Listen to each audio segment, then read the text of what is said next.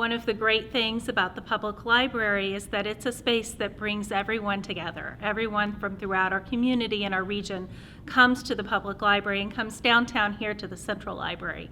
Unfortunately, that's one of the things that can make it dangerous in a pandemic, which is why we had to close down the library buildings. We have a very strong virtual branch here at the library, and a few months before the pandemic happened, we had actually added a virtual librarian to our virtual branch. And part of the reason for that is we recognize that there are barriers existing in our society for people being able to come into the library. For some people, you might be too busy, you might live too far away, you might not have good transportation.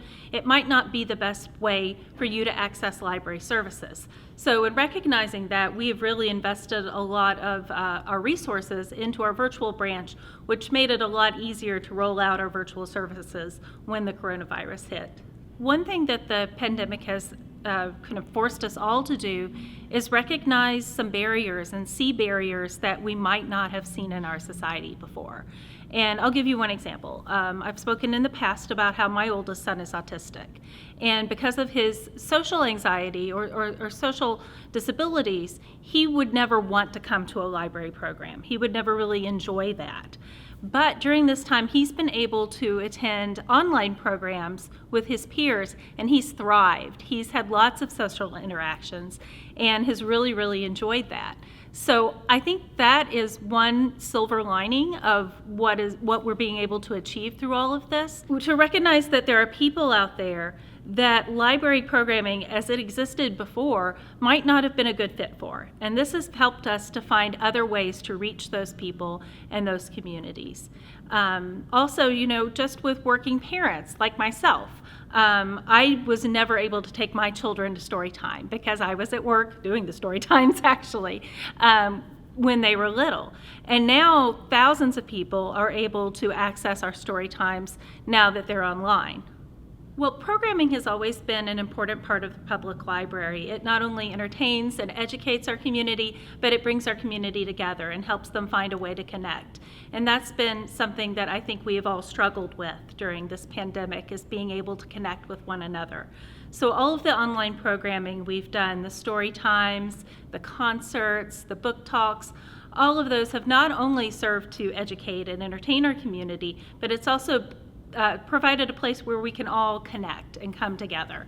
And we've really enjoyed that. Our librarians have enjoyed it. The community has told us that they really enjoy it. And even once this is all over, we see that as something that we continue. Well, right now, the library plans to implement curbside service at our East Side branch starting June 8th. This will be the first branch that we launch curbside service at. We're doing it there because the layout of the building, its proximity to a bus stop, make it an easy place to beta test curbside service. And after we've done it there for a while, we'll be able to see how it can work better at each of our other locations and roll them online one by one. We're also looking at other services, other ways that our community might be able to access technology. In today's world, I think we have to realize that the old way, a big bank of computers with people sitting side by side, might not be the best way. So our staff are right now very busy trying to come up with ways that we might best be able to give our community technology access in a way that is safe in this new reality. We're also recognizing that our community often needs a lot of assistance with technology. So shortly after curbside service is online, we'll be able to offer virtual book a librarian appointments. So whether you need help with technology, you might need help applying for benefits, or help making a resume or looking for a job, you can book an appointment virtually with one of our librarians and work one-on-one to get that done. And I would also like to encourage our community to go online and participate in our summer learning program. Like everything else, it looks a little different this year. It's all online. There are no reading logs to keep up with.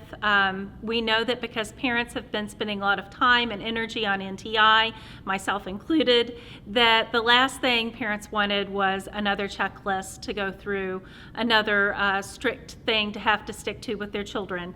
We're making our summer learning program all about learning at home, learning what you want to learn using library resources or whatever you have around the house. We're looking for opportunities for our community to share what they've learned and engage. So each week we'll have a different theme, and you can go onto our Facebook page and find out what the theme is and then post something that you've done at home. For example, our first week was something that you've created at home. We know we've had a lot of art projects out there in the community, so just take a picture of it, post it on the post that we put out there, and we'll be doing a drawing, picking a random post to win a gift certificate to a local business somewhere in our community.